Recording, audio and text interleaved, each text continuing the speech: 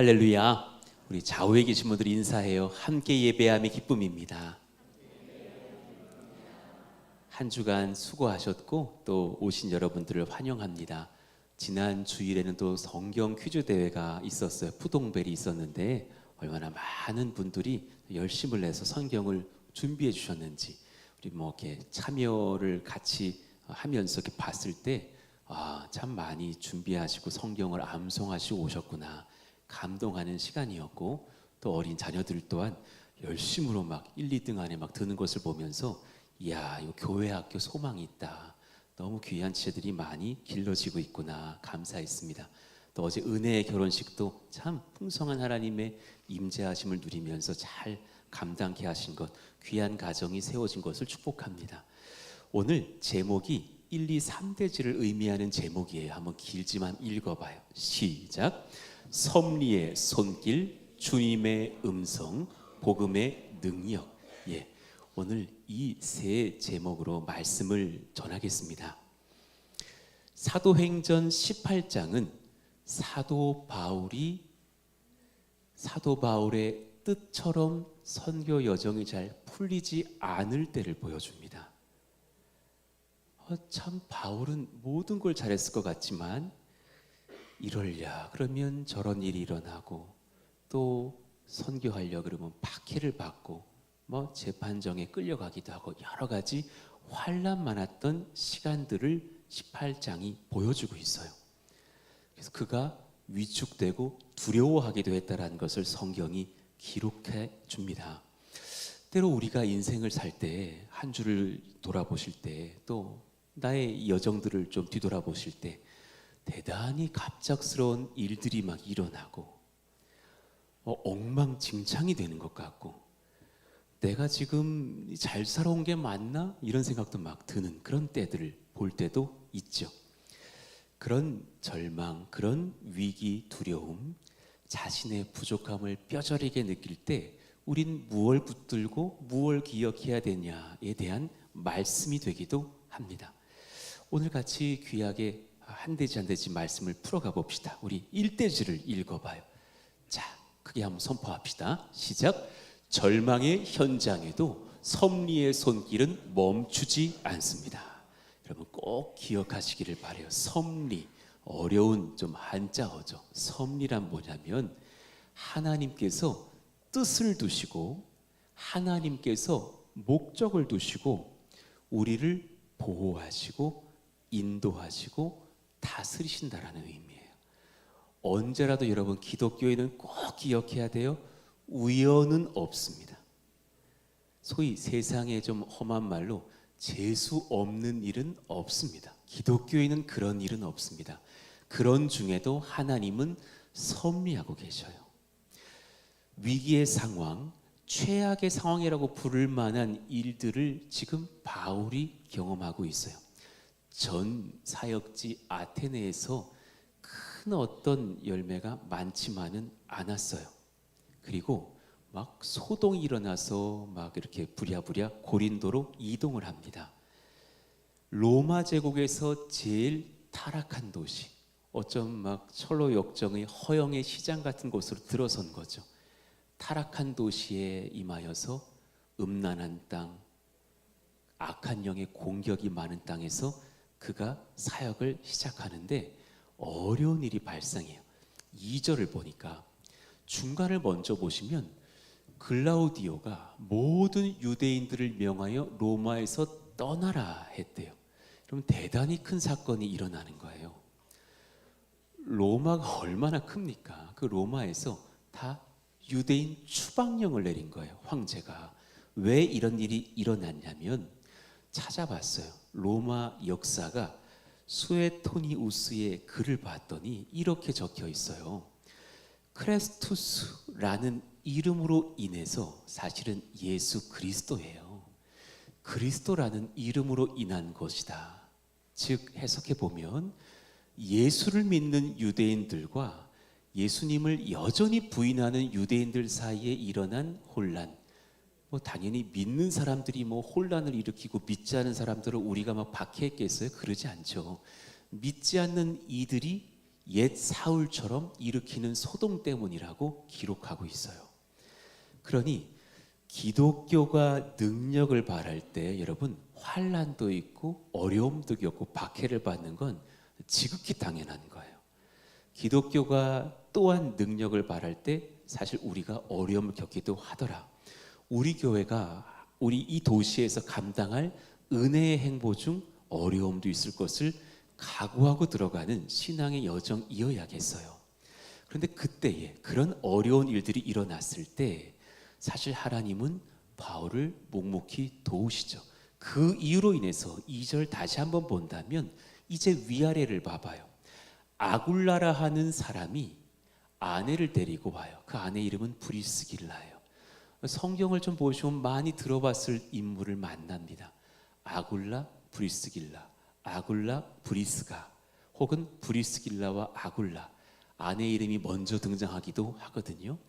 열정적이었던 천막을 깁는 사람들이 신앙을 갖고 바울을 찾아와 그를 돕기 시작하고 그에게 배우면서 힘을 주죠. 같이 천막 깁는 일을 했기 때문에 그런 일을 하면서도 많은 대화와 위로가 있었을 거예요.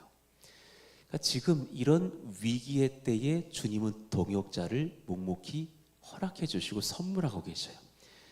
브루스 신학자의 고백을 한번 이 부분을 찾아봤어요. 바울로 하여금 평생의 동역자를 만나게 하신 하나님의 섭리와 손길입니다. 적어놨더군요. 정말 찐 일꾼을 이 위기의 때 그는 만납니다. 저희도 부흥의 여정 중에 꼭 필요할 때 그분이 오시는 걸 많이 봤거든요. 참 고맙고 감사한 분들이 여기 가득해요. 얼마나 고마운지. 또 2부 예배에 오시는 분들 중에 새 가족들이 더 많으셔요. 최근에 오신 분들도 많을 거예요. 조만간 또 새해에 섬길 일들, 헌신할 일들도 있으실 겁니다. 그때 우리들의 서로의 동역자가 되어 주십시오. 우리가 서로 힘을 입고 서게 됩니다. 바울은 이 위기의 때에 하나님의 놀라운 섭리로 아굴라, 브리스길라를 만나 힘을 얻죠. 위기가 또 와요. 회당에서 복음을 전하다가 유대인들의 극심한 반대에 부딪혀요. 그래서 회당에서 쫓겨납니다. 아우, 여러분 이거 얼마나 어려워요. 저희 교회 6년 전 일이 생각나요. 저 주택교회에서 예배 드리다가 쫙 크게 소리 질렀다고 막 사람들이 찾아서 나가달라고. 교회가 그냥 막 코로나의 원상이 될 거라고. 당신들은 부흥하고 우리는 전염병이 돌겠네요. 이런저런 말을 많이 들었었답니다. 그렇지 않습니다. 저희 법을 잘 지키는 교회입니다. 하면서 사실은 어려운 일을 당할 때 그 험한 말을 막 듣고 있는 중에 그분 옆에 예수님이 계신 걸 제가 봤다니까요. 느껴졌어요. 씩 웃으시면서 힘을 내라. 이 사람에게 선대해 줘라. 예배를 막는 악한 영의 회방이지 이 사람들이 너희 적이 되지 않을 것이다. 8절을 한번 봅시다. 읽어봐요. 시작. 또 회당장 그리스보가 온 집안과 더불어 주를 믿으며 수많은 고린도 사람도 듣고 믿어 세례를 받더라. 충격적인 일이 일어나요. 회당에서 쫓겨났는데 그 자신들을 몰아낸 유대 공동체의 수장 같은 사람인 회당장 그리스보가 예수님을 영접해버린 거예요. 온 집안이 다 같이 주를 믿고 세례를 받았어요. 그리고 많은 고린도 사람들도 세례를 받더라. 참 하나님의 위로하심과 권세와 능력과 열매가 여러분 우리의 환난 중에도 임하고 있다는 것을 아시고 분별하셔야 돼요. 예, 어려움만 있고 주님 왜 날 버리셨어요? 이러지 않아도 된다고요. 하나님은 그런 중에도 내 딸 도와줘야지, 내 아들에게 성령의 열매 베풀어 줘야지 하면서 힘을 북돋아 주시고 있어요. 복음을 가장 맹렬히 반대하던 조직의 수장 회당장 그리스보의 영접 사건은 고린도 유대 사회에 엄청난 파장 충격이었을 거예요. 복음의 능력, 권세, 정당성을 입증하는 탁월한 증거가 됐을 겁니다. 잔잔한 힘과 위로를 얻었을 바울을 봐요. 주님 고맙습니다. 또 힘을 낼게요 하면서 분연히 일어났겠죠. 박해가 또 있어요. 아우 얼마나 힘들까. 여러분 사도 바울 힘들었어요. 고난 많은 사람이에요. 그러나 늘 오뚜기처럼 우뚝 서는 것을 봅니다. 유대인들이 최후의 수단으로 바울을 그 당시에 새로 부임한 로마의 고린도 지역 총독인 갈리오에게 고발을 합니다. 무슨 의미인가 하면 신임 총독이 부임을 했을 때 유대 종교인들이 그 총독에게 돈도 주고 협의를 하고 권세를 부리거든요. 그랬을 때 초반에는 자신들에게 잘 보이려고 바울을 버려줄 거야 라고 생각을 했던 것 같아요. 로마에 있어서 유대교는 허락된 종교입니다. 그런데 그리스도는 황제 숭배를 거부한다는 이유로 거절됐던 종교로 치부됐죠. 그러면 기독교는 종교 아닙니다. 기독교는 진리입니다. 우리는 4대 종교 중에 하나라고 물론 문화적으로는 표현하지만 우리는 그런 종교인들 중에 한 존재들이 아닙니다. 그들은 구원을 모르고 예배하고 기도하지만 사실은 우리는 그리스도를 위해서 삶을 드리고 예배하죠. 우리는 진리를 따르는 사람들이에요. 그랬을 때 이 바울의 마음도 참 아팠을 것 같아요. 거기 끌려와서 재판을 또 당하고 또 매를 맞을 수도 있겠구나. 그런데 또 놀라운 섭리가 일어나죠. 갈리오가 어떻게 말을 합니까? 15절에 보면 나는 이런 일에 재판장 되기를 원치 않는다 그러면서 상관하지 않겠다. 그러니까 약간 뭐라 그럴까요? 무관심한 사람인 거죠.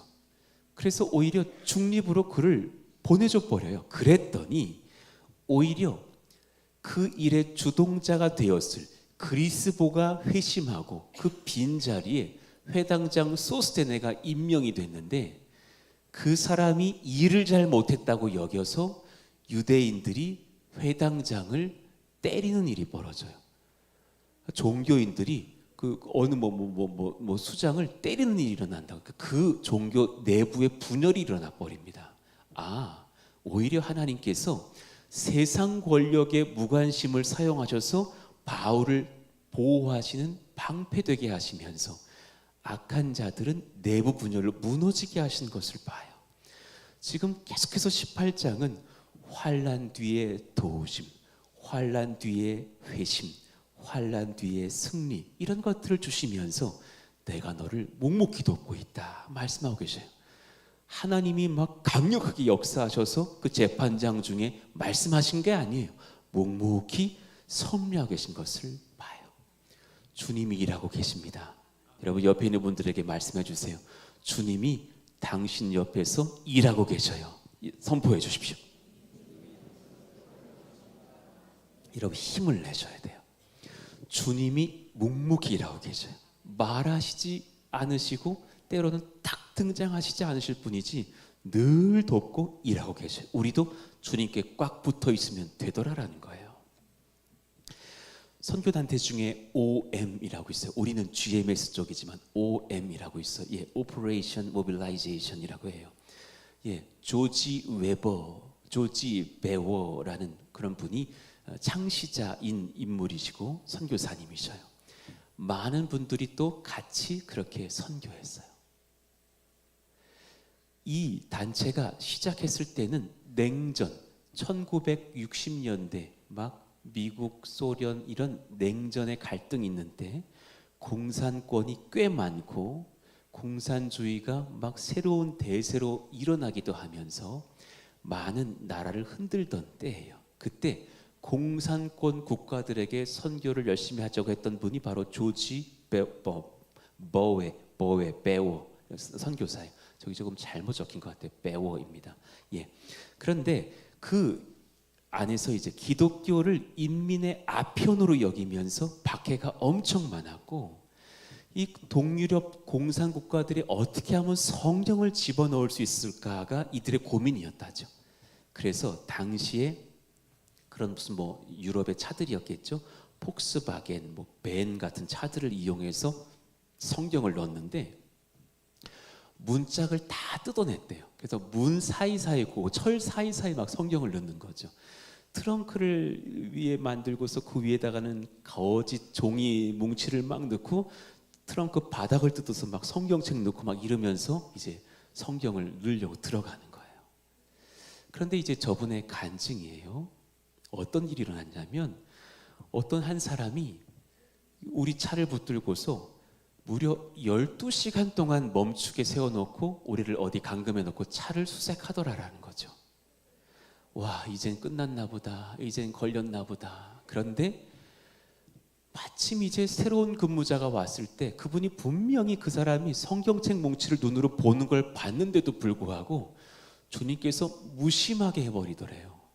저 차는 문제 없으니까 빨리 통과시켜, 그리고 자기도 빨리 교대하고 퇴근하고 싶어서 들어가 버리더라라는 거죠. 또 어떤 때는 차 문짝 안에다가 성경을 막 숨겨놨는데 거의 발견할 때쯤에 이제 저 상자만 딱 들면 성경책이 보이는데 그 높은 상급자가 쓸데없는 종이 뭉치 시간 낭비하지 말고 다 빨리 보내라고 이러면서 호통을 치더래요. 그래서 통과되면서 수십 권, 수백 권의 성경들이 동유럽 국가에 들어올 수 있었다라는 그런 간증하시는 것을 봤어요. 그러니까 그가 뭐라고 나중에 간증합니까? 하나님은 우리가 이해할 수 없는 혼돈과 거대한 시스템의 빈틈까지도 사용하시더군요. 그래서 당신의 뜻을 이루시는 완벽한 도구로 사용하시는 것을 보았습니다 하면서 후배 선교사님들을 위로하는 강의 들은 적이 있었어요.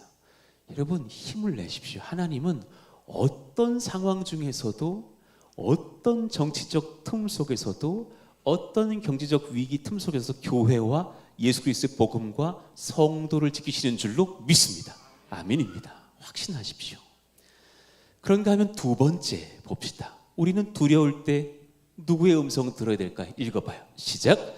두려움의 순간에도 주님의 음성은 굳건하게 합니다. 다시 한번 읽을까요? 시작. 두려움의 순간에도 주님의 음성은 굳건하게 합니다. 예, 한 8년 전, 9년 전에 여러분 이 고덕당에 아무것도 없었을 때를 기억해요. 삼성 공장 1호동만 올라오고 있었고 아무것도 없고 그냥 도로만 나진 땅인데 자꾸 하나님이 여기래요. 되게 마음이 좀 그래. 아무것도 없는데 여기래. 여기서 목회하래. 주님의 말씀이셔요. 근데 어느 날 막 이렇게 저쪽 서정리역 길 건너에 올라가서 아파트 어디 아파트 옥상까지 올라가서 요 동네를 내려서 막 기도를 하는데 환상이 막 보이는 거예요. 많은 백성들이 남녀노소가 손을 높이 들고 막 찬송을 하는 모습들이 고덕당에 보이면서 내가 사랑하는 백성들이 많다. 요한아 힘을 내거라 그러시는데 얼마나 많이 울었는지 몰라요. 그 음성을 듣고 나니까 용기가 생기고 힘이 생기고 막 담력이 생기는 게 있죠. 그리고 이제 막 가족들 데리고 와가지고 여기가 맞다고 내가 확신한다고 그랬는데 저 가족들이 좀 퀭해. 좀 이렇게 밥 먹을 때도 없어. 그렇지만 그 뜨거웠던 그 시간들이 기억나. 왜냐하면 개인적 확신이 아니라 주님의 음성을 들었기 때문이거든요. 바울은 이전 도시에서 겪은 핍박의 트라우마, 고린도에서 겪었던 환난, 박해, 거절 이런 것들이 많자 좀 영적인 침체가 왔던 것 같아요. 그래서 두려워하고 떨었겠죠. 근데 어느 날 주님이 찾아오셔요. 9절과 10절입니다. 우리 2절 한번 읽어봐요.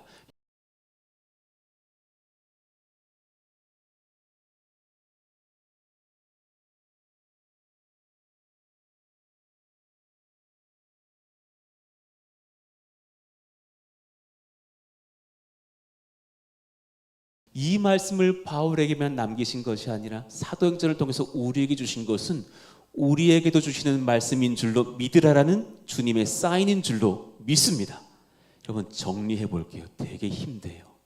이 위대한 말씀은 참 우리에게 담대한 권세를 줘요. 주님은 두려움 없애 주시겠다고 말씀하시지 않아요. 두려워하지 말라 말씀하시면서 우리에게 세 가지 약속을 오늘 주시고 있는 거예요. 그것을 정리해봐요. 첫 번째, 내가 너와 함께 있다. 읽어봐요. 시작. 내가 너와 함께 있다. 예, 하나님의 임재의 약속이에요. 믿으시기를 축원합니다.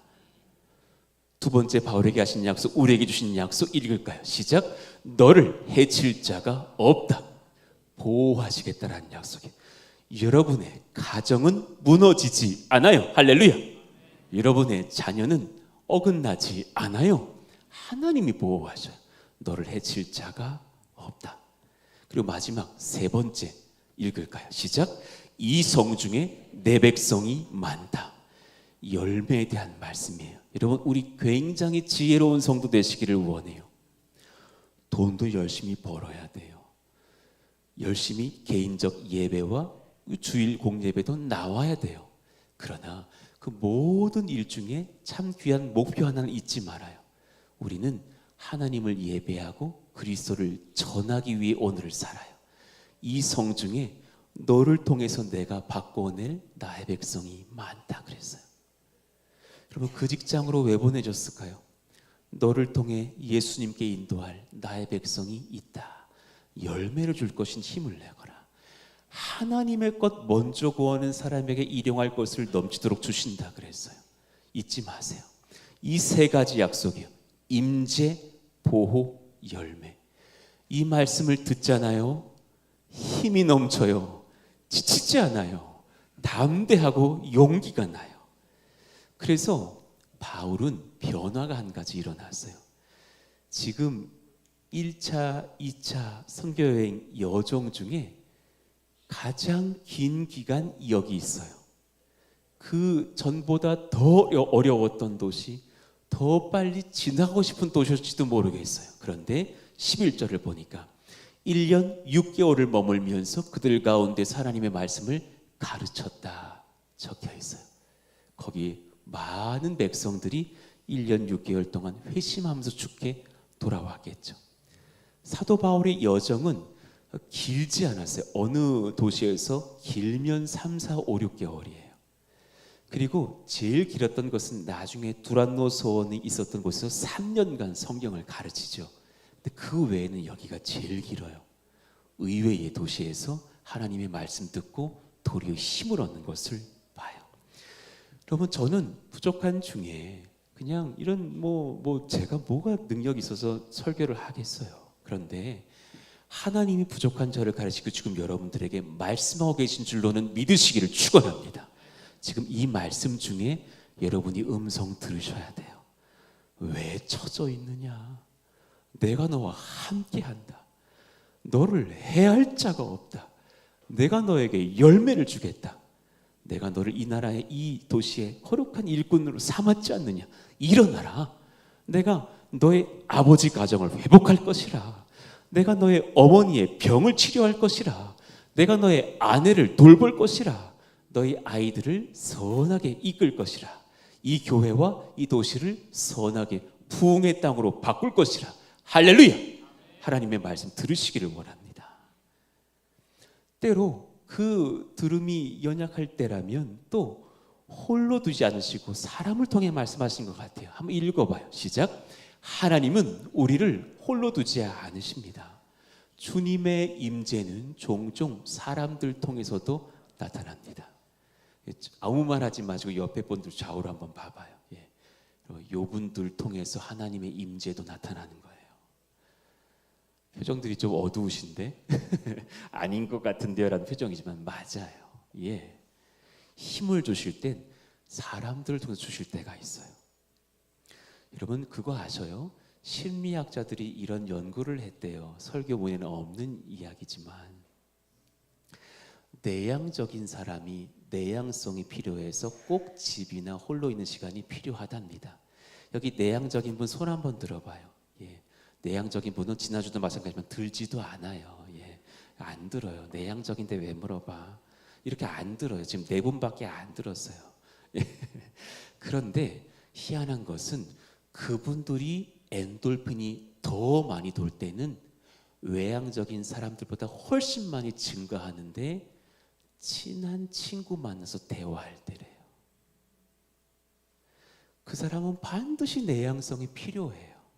근데 그 사람이 확 기쁠 때는 혼자 있을 때가 아니라 친한 친구 만나서 막 수다 나눌 때 확 올라간대요. 그건 외향적인 사람 올라가는 것보다 더 올라간대요.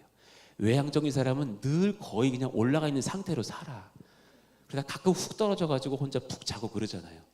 그런데 그 메시지가, 그 심리학 검사가 주는 의미가 뭘까요? 공동체의 힘은 중요하다라는 거예요. 그럼 우리는 서로와 함께 할 필요가 있어요. 예, 바울은 그 어려운 도시에서 홀로 외롭게 천막도 막 그냥 그 브리스길 아굴라보고와 막 치면서 돈을 좀 벌고 또 이제 선교하고 어려운 시절을 보냈죠.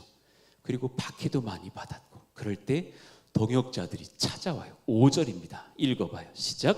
실라와 디모데가 마게도냐로부터 내려오매 바울이 하나님의 말씀에 붙잡혀 유대인들에게 예수는 그리스도라 밝히 증언하니. 뭔가 여러분, 그 전에 그리스도가, 예수님이 그리스도라고 증언 안 한 게 아니잖아요. 그런데 유난히 지금 바울이 힘이 나요. 하나님 말씀에 붙잡혀서 유대인들에게 예수님 그리스도 밝히 증언했다는 말은 더 힘을 얻었다라는 강조적 표현이죠. 왜냐하면 실라와 디모데가 마게도냐에서 헌금 연보를 거두어서 달려와 주었어요. 그래서 천막 일 좀 그만하시고 지금 복음에 더 매진하십시오.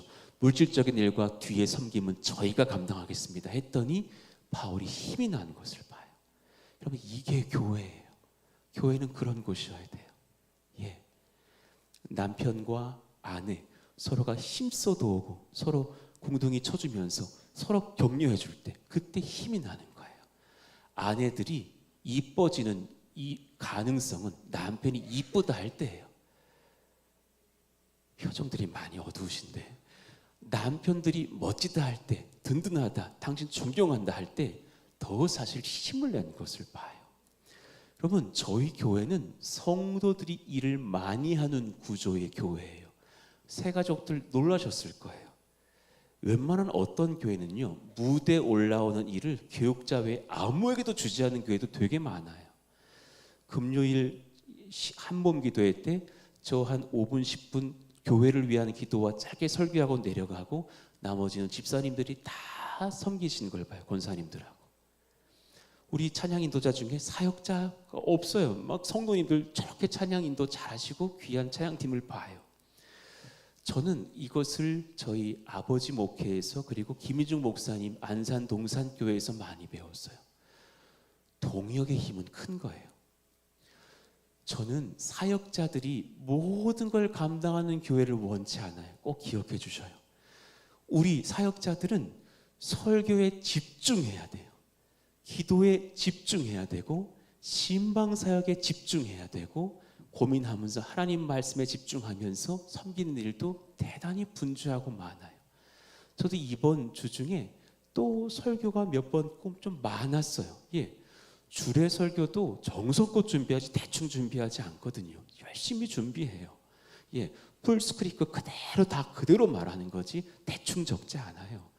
열심히 주님 말씀 준비해요. 어제도 밤에 못 들어가고 오늘 여러분 만나고 있는 거예요. 정신없어요. 그럴 때 정말 고마운 게 있어요. 우리 귀한 성도들이 그냥 각처에서 열심히 일해주고 있으니까. 어제 결혼식도 흠없이 막 돌아가는 걸 봤어요. 이게 교회야. 이게 교회야. 오늘 여러분 막 식당, 어제 예배 예식 다 끝나고 저녁에 식당팀 모여서 전기자 구사니까 여러분들 와서 막 늦은 밤 열심히 썰고 있어요. 오늘 막 또 된장 뭐뭐 나온대, 맛있대요. 기대하시라 개봉박도. 예, 열심히 섬기는 분들이 있기 때문인 거예요. 이게 교회지 않습니까? 같이 힘을 북돋주는 공동체. 우리 옆에를 보면서 인사해 주세요.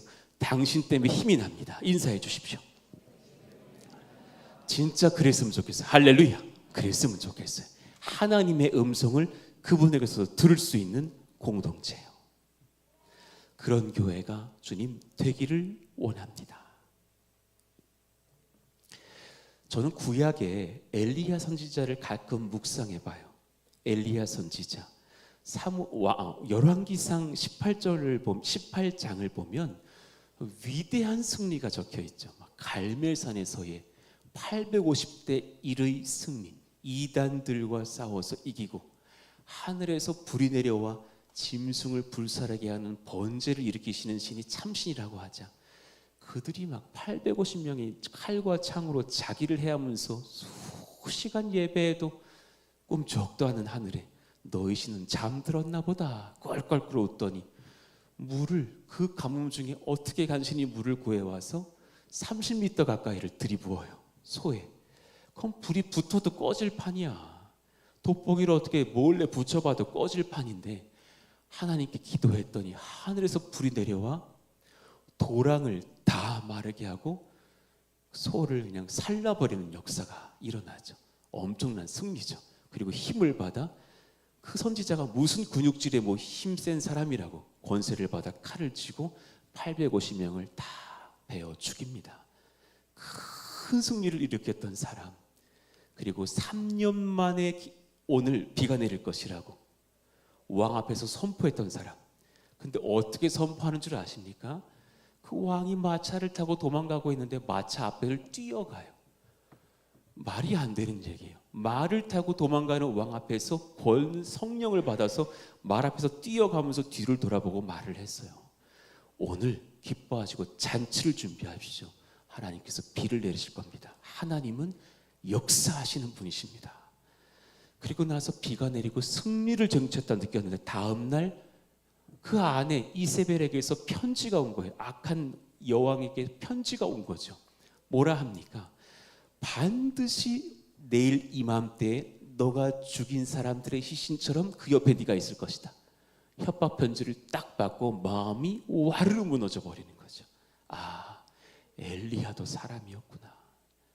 그도 절망하는구나. 뭐 권사 40년, 뭐 장로 20년, 목회자도 누구라도 절망할 수 있는 거예요. 그럴 때 하나님께서 어떻게 역사하는지를 봐요. 바울을 위로하시는 방식과 굉장히 유사해요. 먼저 주님께서 천사를 보내셔요. 뭐라고 역사하시냐면 먼저 천사를 보내서 등을 싹 어루만져 주셔요. 엘리야에게 스킨십을 해주셔요. 아, 참 주님 섬세해요. 마음이 어려울 때 누가 와서 내 등을 이렇게 만져주면 힘내. 아, 눈물 주르르 나지 않겠어요? 그리고 떡과 물을 먹이십니다. 더 먹으라고, 힘을 내라고. 조금 먹고 누우려고 하자 다시 일으켜서 더 먹으라. 너가 할 일이 있다 하면서 아마도 따뜻한 떡이 아니었을까요? 맑은 물을 주시면서 힘을 주시는 것을 봐요. 하나님은 그런 분이셔요. 그리고 나서 호렙산 동굴에 숨었을 그에게 지진도 보여주시고 강풍도 보여주시고 불도 보여주는데 거기엔 계시지 않다가 세미한 소리 가운데 임하셔요. 바울과 똑같이 엘리야에게도 역사하시는 거예요. 엘리야가 뭘 원망했습니까? 다 없고 나만 남았습니다. 오직 나만 남았고 나는 선지자들보다 못하니 저를 거두어 가십시오. 완전 우울병에 걸려가지고 그런 푸념을 하고 있을 때 두 음성이 들려와요. 여러분 꼭 들으셔야. 첫 번째 음성, 내가 어찌하여 여기 있느냐. 너 왜 그 우울한 자리 거기 왜 있니? 너 왜 지금 그 죄 가운데 있니? 이리 나와라. 너 왜 어둠의 동굴로 들어가서 혼자 신음하니? 나와라. 내가 너와 함께 하지 않느냐. 내가 어찌하여 여기 있느냐. 나밖에 없어요. 나 지금 왕따, 기독교 왕따 됐어요. 어떡합니까? 그랬을 때 두 번째 말씀이에요. 뭐라 그러십니까? 읽어봐요. 시작. 내가 이스라엘 가운데 7,000명을 남기리니. 와, 힘나요. 너와 같이 나를 위해 고난받고 너와 같이 나를 위해 충성하는 일꾼들이 7,000명이 있다. 힘을 내라. 너가 모를 뿐이지 나는 안다. 우리가 막 전도할 때 있잖아요. 추수감사 주일 되면은 과일 전도하려고 그래요. 과일 조금씩 받고 이제 가실 거예요. 과일 많이 가져와 주세요. 갖고 오실 때 팁을 드립니다. 홍시를 삼가해 주세요. 홍시가 전도하기 전에 얘가 먼저 이렇게 돼 있어. 막 이게 물이 흘러. 전도도 센스 있더라고. 홍시는 갖고 오시면 저 주세요. 사역자들 주시고 그러면 돼. 우리 또 장로님들 드리시고 그러면 돼. 나머지는 단단한 거, 그 전도하기가 좋아요. 그러면 저 일부러 밤에 가거든요. 전도할 때 밤에 편의점 전도 가봐요. 청년들 즐비해요. 일하고 있는 밤늦게 청년들이 있어요. 우리 애기들 다 데리고 가거든요. 전도 가르쳐 주려고. 그러면 목사도요 가끔 외로워요. 그런데 하나님 꼭 그래요. 너같이 전도할 만한 일꾼들이 이 도시에 많다. 요한아, 힘을 내거라. 그 말씀 듣고 딱 들어가면 어떤 청년이 막 축 처져 있다가 이거 한번 드실래요? 왜 주시는 건데? 오늘요 추수감사주일인데 우리 예수님을 믿는데요, 예수님께서 우리에게 열매를 주셔서 거기 감사해서 왔어요. 당신이 예수님께 열매 되길 원해요. 그러면 이런 주옥 같은 멘트 준비하시고 들어가시면 여러분 열매가 있어요. 늦은 밤 기억나요. 저 송탄 쪽에 가서 치킨집을 막 정리하고 있는 엄마와 아들이 있었던 기억이 나요. 작년이었어요. 그분들에 가서 막 밤이랑 막 배랑 막 드리니까 엄청 좋아하시면서 예수님 믿어보겠다고 하고 나왔어요. 우리 막내 아들 따라가는데 나올 때 아들이 그래, 꼭 믿으셔야 돼요 이러고 나와. 애들이 더 말 잘해요. 예. 전도 키포인트는 애들이 잘해. 그리고 나왔던 기억이 나요. 아, 그렇구나. 그럴 때 기억하십시오. 우리가 함께 다 전도자입니다. 그런 도시, 이 도시에 그런 백성들이 많다라는 것을 기억하시기를 예수 이름으로 축원합니다. 마지막 세 번째입니다.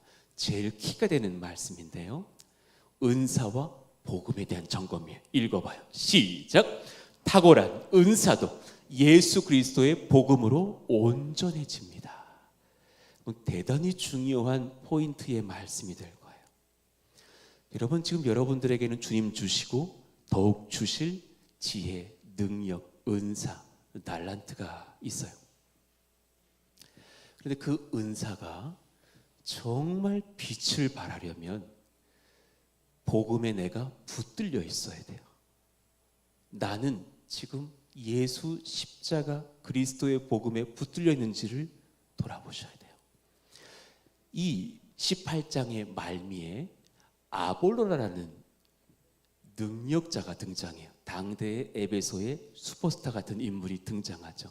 나중에 바울에게 힘이 될 동역자가 됩니다. 지금은 아니에요. 자, 24, 5절을 봅시다. 알렉산드리아에서 난 아볼로라는 유대인이 에베소에 이르니. 이 사람을 소개합니다. 같이 읽어봐요. 그 다음 절까지. 이 사람은, 시작. 이 사람은 언변이 좋고 성경에 능통한 자라. 그가 일찍이 주의 도를 배워 열심으로 예수에 관한 것을 자세히 말하며 가르치나 요한의 세례만 알 따름이라. 여러분, 좀 이상하죠? 25절 다시 봐봐요. 예수에 관한 것을 자세히 말하면서 가르치는데 요한의 세례만 알 따름이라. 뭔가 완전하지 못하네. 자, 다시 한번 정리해 볼게요. 24절을 열어봐 주십시오. 학문의 도시 알렉산드리아예요. 예전에 저희 형님이 미국서 공부를 할 때 그런 말 주셨어요. 보스턴에 가보니까 보스턴은 학문이 우상인 도시래요. 길 가는 모든 사람들이 최소 박사래요. 그래가지고 열등감도 많고 교만도 많고 마음의 상함도 많고 경쟁이 심한 도시라고. 편의점에 뭐 찍어주는 알바생이 무슨 뭐 과학 박사님, 무슨 뭐 법대생 박사님, 뭐 이렇다라는 거죠. 알렉산드리아가 당시에 그래서 철학의 도시, 지혜의 도시, 학문의 도시. 그러니 여기 출신이라는 그 말은 아볼로 학력 좋은 사람이라는 이야기예요. 언변 좋다, 화술 좋아요. 당대에 뭐 말 잘하는 사람이에요. 성경에 능통하며 지혜롭고 유대교에 출중한 사람이에요. 열심까지 갖춰서 영성도 있었어요. 그런데 예수님에 관해서 잘 전하는데 이상하게 요한의 세례만 알 따름이라. 대단히 중요한 지점이에요. 우리 교회에 와서 예수님에 관해 많은 걸 듣고 가시는 분들 이 중에 있어요. 그런데 아직까지 요한의 세례밖에 모르는 현대 성도도 있을지 몰라요. 점검해 봅시다. 요한의 세례는 회개의 세례를 의미해요. 무슨 말이냐? 아직 구약에 머물러 있는 신앙이고, 그는 예수님을 위대한 교사, 구약의 탁월한 선지자, 신약 시대를 열고 있는 탁월한 하나님의 사람으로는 인정했지만, 과연 그분이 우리 죄를 위해서 십자가에서 죽으시고 부활하신 유일한 구원자이신지, 그 분을 믿고 나의 죄를 회개할 때 경험하는 성령의 능력, 성령의 세례에 관해서는 도대체 몰랐다라는 거예요. 그의 복음은 반쪽짜리였어요. 제자반에 들어오시면 그냥 물 세례와 성령의 임재와 성령 세례 어떤 차이가 있는지를 배워요. 이상한 신비주의로 배우지 않고 성경 적힌 그대로 배우게 됩니다. 여러분, 예수님을 경험하고 영접하고 나의 주로 모시는 사람은 반드시 성령 세례를 받게 되어 있습니다. 할렐루야! 여러분, 그 세례를 받으셨나요? 예수님에 관하여 알고 계시려고 합니까? 예수님을 그리스도로 영접하고 살고 계십니까? 그 차이였다라는 거죠. 그 스펙 좋고 화려한 화술을 갖고 있는 사람의 말을 사실상 잘 배우지 못했던 천막 깁는 부부인 아굴라 브리스길라 부부가 들어보니까 이 사람이 능력은 좋은데 예수님께 굴복을 못한 사람이네. 그래서 이분을 바꿔놔요. 여러분, 학력이 중요한 게 아니에요. 그리스도 복음을 증거하고 교회 봉사를 하고 나라를 위해 섬길 때 스펙이 중요한 게 아니라 주님께 붙들렸는지, 복음이 내 안에 팔딱팔딱 뛰고 있는지가 중요한 줄로 믿습니다. 26절을 한번 읽어봐요. 시작. 그가 회당에서 담대히 말하기 시작하거늘 브리스길라와 아굴라가 듣고 데려다가 하나님의 도를 더 정확하게 풀어 이르더라. 아니, 아볼로 선생님 잠깐 좀 와보셔요. 정말 당신 탁월하신데 본질 중에 본질을 모르네요. 햄버거를 만들던 당신 햄이 빠졌고, 이거 정말 중요한 것을 모르네. 그건 뭡니까? 예수 십자가의 복음입니다. 그들이 그 귀한 일꾼에게 정확한 복음을 알려줘요. 우리의 죄가 얼마나 하나님 앞에 많이 쌓여져 있는지, 그 하나님을 향한 반역의 죄를 용서받으려면 예수님의 피 흘리심이 나를 씻겨주신 것 외에는 답이 없다라는 그 사실과, 예수님의 보혈의 공로가 나에게 임할 때에 내가 선을 행해야지만 천국에 들어갈 수 있는데, 그 예수님과 같은 완벽한 선을 나는 감당치 못하지만 예수님이 당신을 영접하는 백성의 그 의로우신 행동과 의의 선물들을 와르르 쏟아 부어주신다라는 약속입니다. 그는 그들에게서 예수 십자가의 부활, 죽으심과 부활 소식을 들었습니다. 예수 믿는 자에게 주실 능력의 복음과 성령의 기름 부으심과 세례를 들었습니다. 그리고 성령의 세례를 체험했겠죠. 지금 주님께서 여러분들에게 점검하고 계셔요. 여러분, 예수님에 관하여 알고 계시는 사람입니까? 예수님은 그리스도라고 고백할 수 있는 사람입니까? 후자가 되시기를 원합니다. 고백해 봅시다. 나의 예수님은 나의 그리스도십니다. 시작. 나의 예수님은 나의 그리스도십니다. 믿으시면 아멘. 여러분, 그 고백 속에서 살아갈 때 우리 은사가 권능을 발하기 시작하는 거예요. 이때부터 아볼로가 달라져요. 27, 8절. 그가 가매 은혜로 말미암아 믿는 자들에게 많은 유익을 주니, 이제 뭔가 다른 고백에 28절에 있어요. 읽읍시다. 시작. 이는 성경으로 예수는 그리스도라고 증언하여 공중 앞에서 힘있게 유대인들 말을 이기미로라. 이전과 뭐가 달라졌죠? 그전엔 예수에 관한 것을 말했어요. 그런데 이제는 예수는 그리스도라고 증언하고 있어요. 저는 매주 예수님 밖에는 그리스도가 없다라고 설교하고 있어요. 그런데 혹시 여러분의 마음속에 몇 달째, 몇 년째, 몇 주째 예배를 듣지만 예수에 관한 것만 듣고 가시는 분 혹시 계시지 않습니까? 그 지식으로 천국 가지 못합니다. 예수는 그리스도셔요. 완전히 복종합니다. 나의 죄를 시인합니다. 당신 앞에 내가 굴복합니다. 나의 왕이 되어 주십시오 하는 사람들에게 권세와 천국 백성 되는 능력이 임합니다. 할렐루야!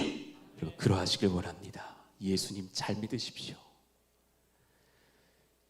여러분, C.S. 루이스 제가 자주 언급하잖아요. 기독교인들은 꼭 C.S. 루이스의 책을 읽어보셔야 돼요. 그런데 이 사람 한번 소개해 볼게요. 이 사람 회심하시기 전에 옥스퍼드에서 유명하고 위대한 천재적인 영문학 교수였어요. 이분 영어로 된 책을 한번 사보면 문장이 정말 탁월합니다.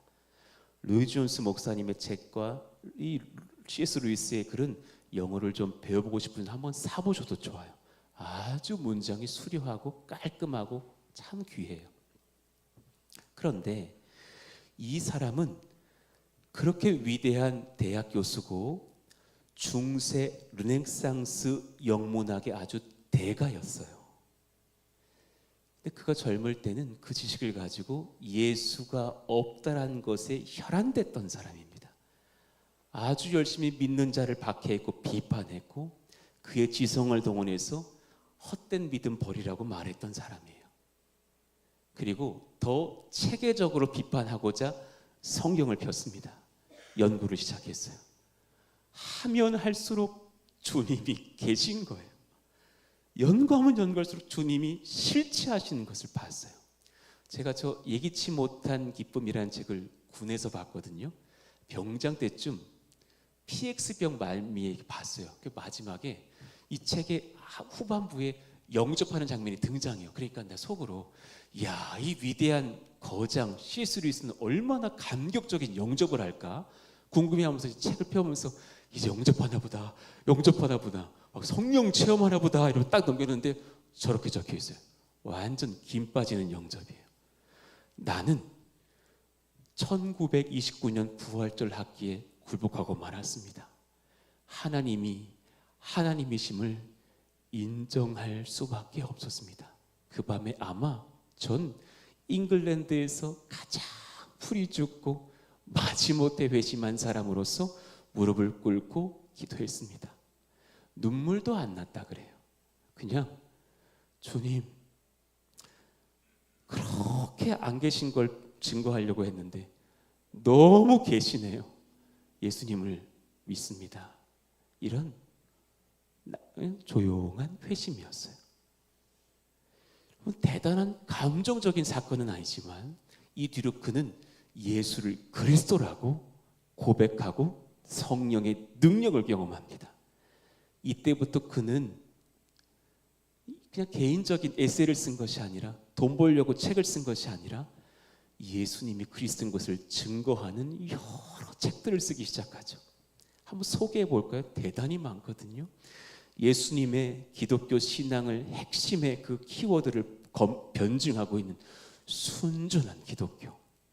사람은 왜 고통을 당하는가? 당신들은 하나님이 없는 증거라고 여기지만 우리의 죄 때문이며 하나님은 우리를 싸매신다고 증거하는 고통의 문제.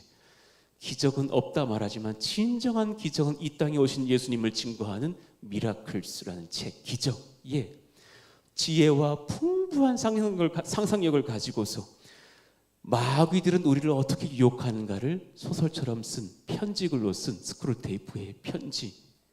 어떻게 우리는 악을 이기고 천국 향해 갈 수 있는가? 현대의 철학적과 같은 천국과 지옥의 이혼 한 권 한 권 읽을 때마다 얼마나 많이 제가 울고 은혜 받았는지요.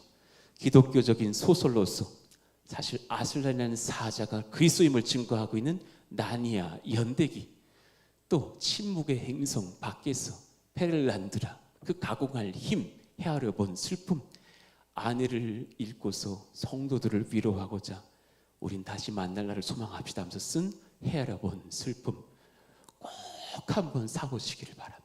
읽으셔야 돼요. 왜냐하면 그가 그리스도의 고백을 하고 나서 그 능력과 권세를 갖고 쓴 탁월한 책인 것을 제가 느끼고 고백합니다. 말씀을 정리합니다. 여러분, 그리스도로 예수님을 인정하고 살아갈 때 우리의 은사가 권능을 발합니다. 바른 방향을 찾습니다. 힘을 얻으시기를 원합니다. 다시 한번 제목 읽어보고 찬송합시다. 이제 정리해 봅시다. 읽어봐요. 시작. 섭리의 손길, 주님의 음성, 복음의 능력, 이 은혜를 누리고서는 믿음의 백성들 다 되시기를 예수 이름으로 축원합니다. 아멘.